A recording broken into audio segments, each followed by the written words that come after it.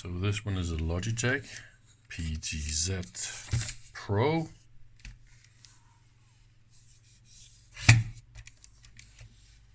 How the heck do we get into this one? There's a little bit of, I think there's a little plastic ring missing. But other than that, I think it is more or less intact. So everything is in this connector. There's no other connectors. And so this is a funny connector. They say this is USB. So how is that? And there's an odd spring in the hole. That means I need to figure this out. My first idea is to try and scrape away. Oh, I need a hand. Here we go. Oh, come on, man. Those are really good sticky. Yep, found it.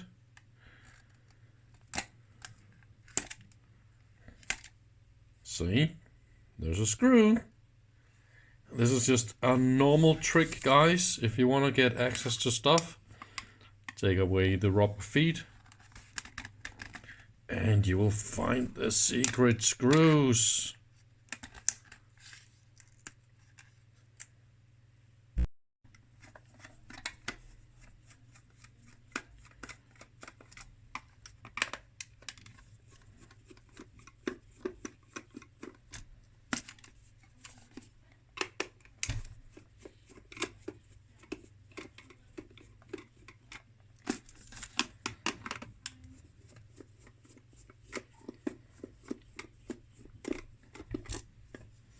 Right, so what happens now? I think this is the bottom part. Okay, so all the electronics. Oh, see? What is this? There's a little spring.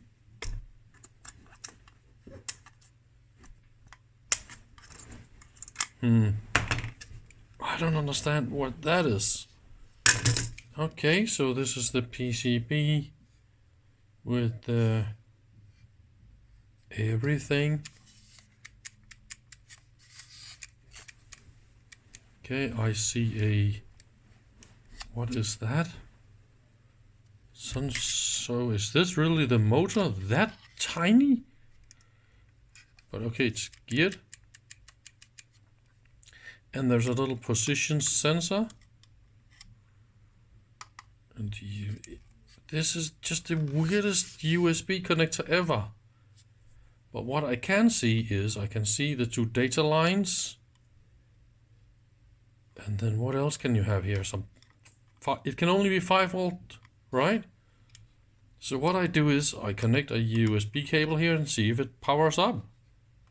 That could be fun. Let's try and see if this thing is alive before we turn it into trash.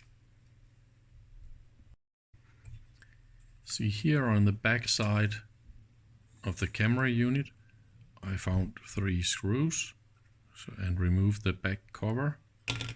I saw this little hole, and yes, there is a microphone in here. But then look at this. It slides out. It is only mounted. So like in these slots. So this is an extruded piece of aluminum. Wow, look at that. And it just comes out. So the whole camera unit is just like that. And so this is the USB. So that means the different things for controlling this. Oh yeah, okay, now I understand. There's all the pan, tilt, zoom, whatnot is done on infrared. It is not done on USB. So it's just a normal USB camera with inside a remote controlled, infrared remote controlled base. That is what it is doing. So all I have to do is connect the camera unit to a PC via USB. I guess the wires here, the colors here will be all I need to figure this out. That could be fun. This is what I owned the different connections to, the green and the white. The positive here puzzles me a little bit, because this is a 3.3 regulator for the rest of the stuff, but and so one of the pins here goes to this, and there's a capacitor on the back, so they will of course have test points here for the input voltage as well. I don't understand what the other two pins are, so I'm going to try and put in the USB power here and see what happens.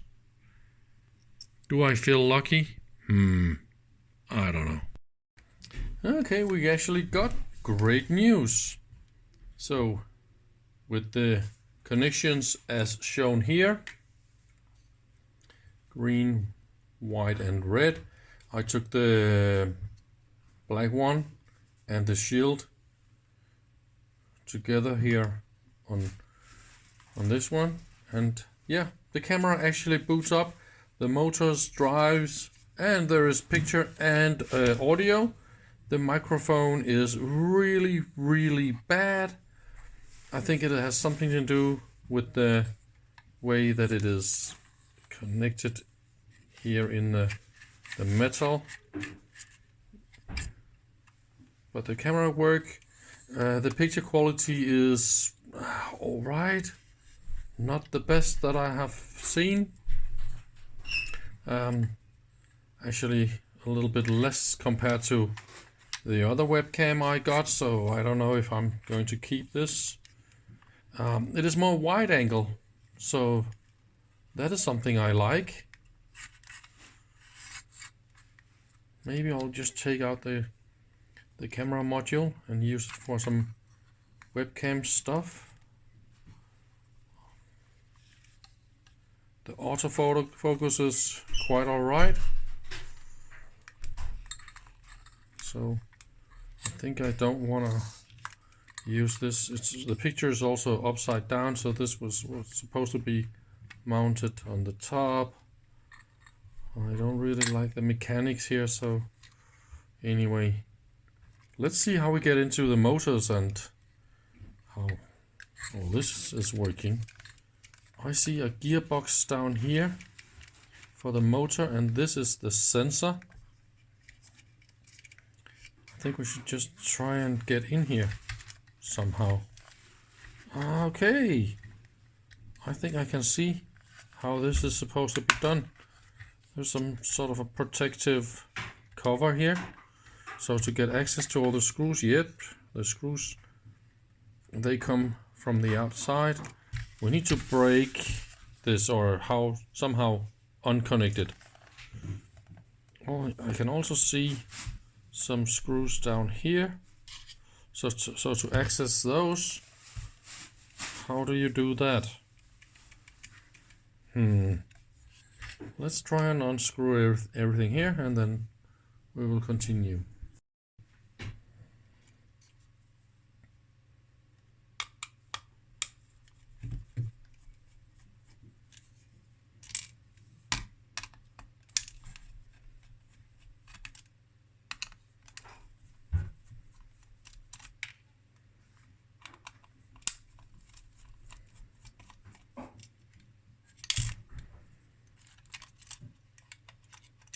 Okay, so this is the PCB. Look at this. So there's two connectors. One is with some really thin wires.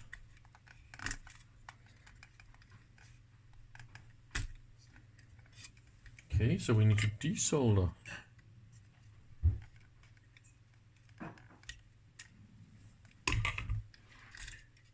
So that is out.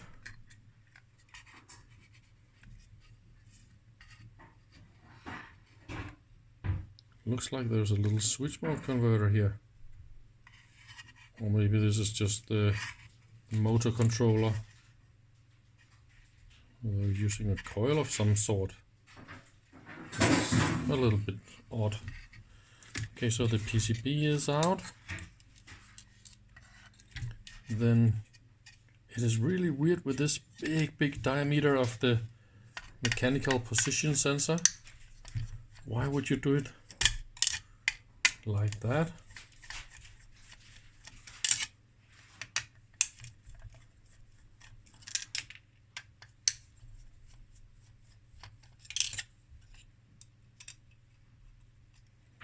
Aha! So that cable go around. Maybe one cable is for the other motors. Of course it is.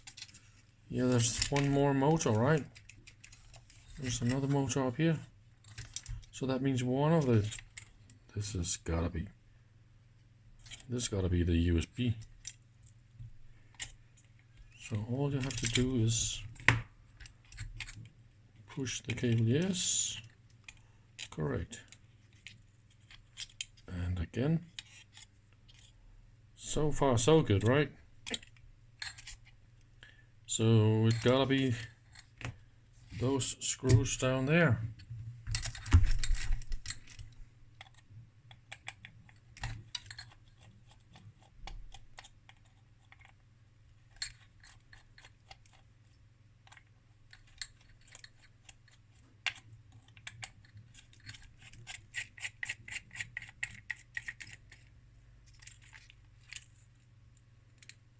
Ooh, the connectors fit through the hole. Oh, look at that! Wow, oi! It fell out.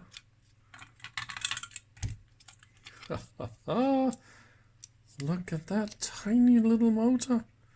So it's just a DC motor and a gearbox. And this is all you got. So that's...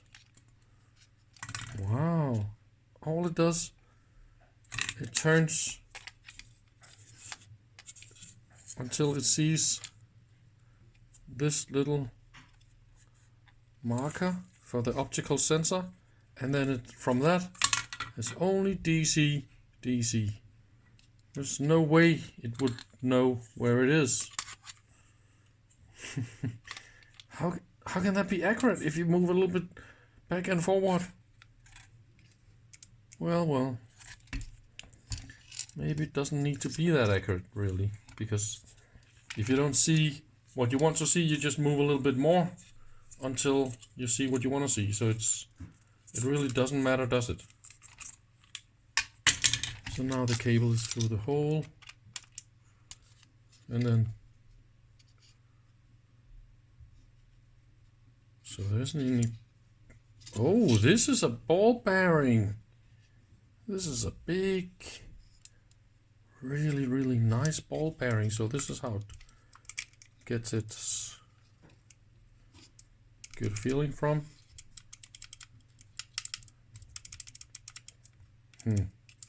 Just that this piece of metal here doesn't really fit the hole in the ball bearing.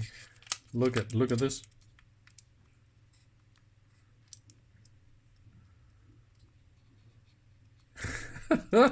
There's like a half a millimeter or even more.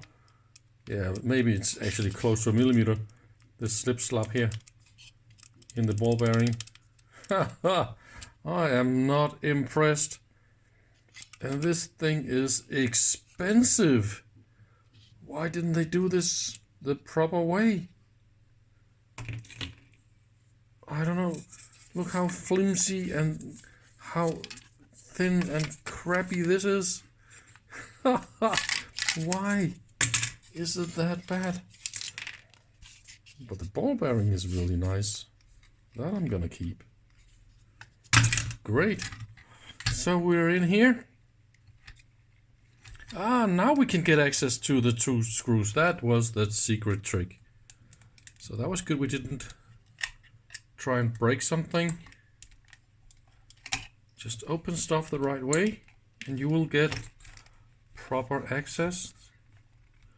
Yep, yes, correct. It is. Why isn't it? Come on, man. See, there's some lift up. And grab this and grab that.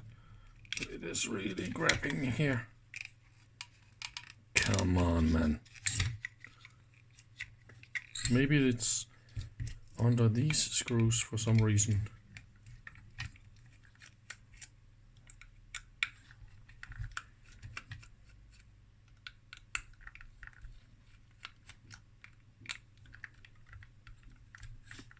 Oh, come on.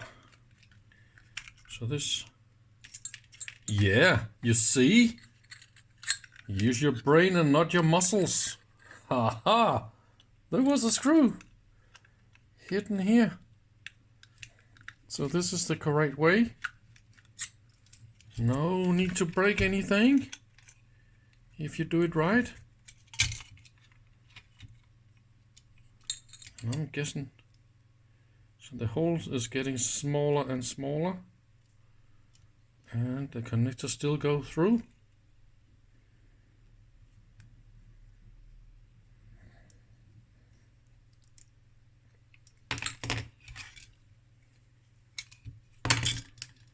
And what is this? Yep, I was right. So this thin wire is for the other motor.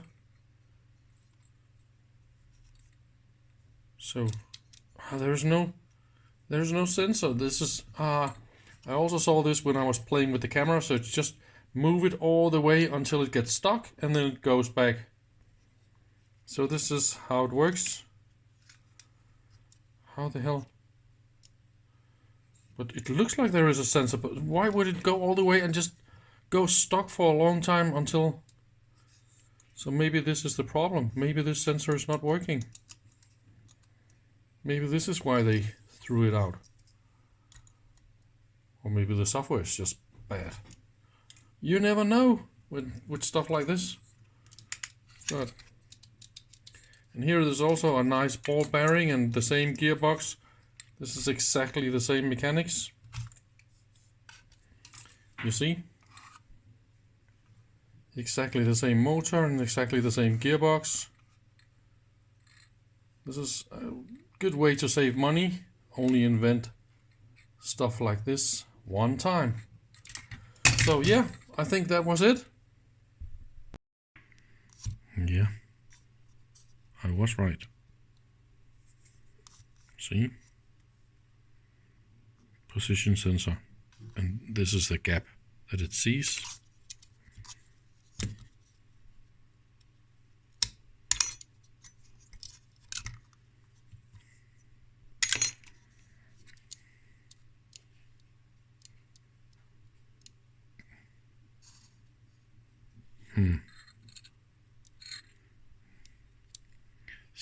Super cheap gearbox from the cheapest toys you can find in a super expensive webcam.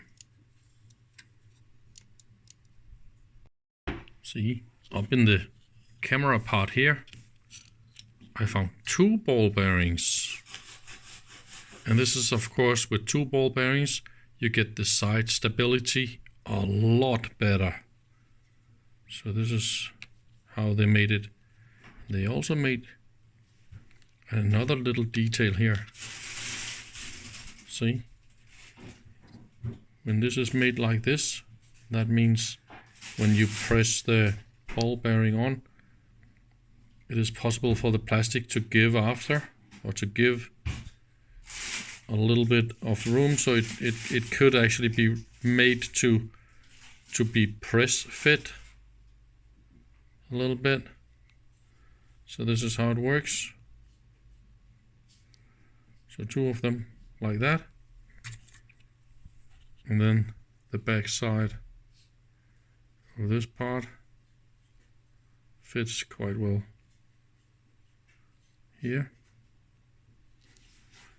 and then it locks into these And this works actually pretty good.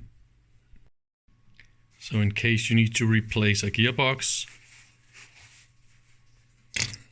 it is mounted with this one screw.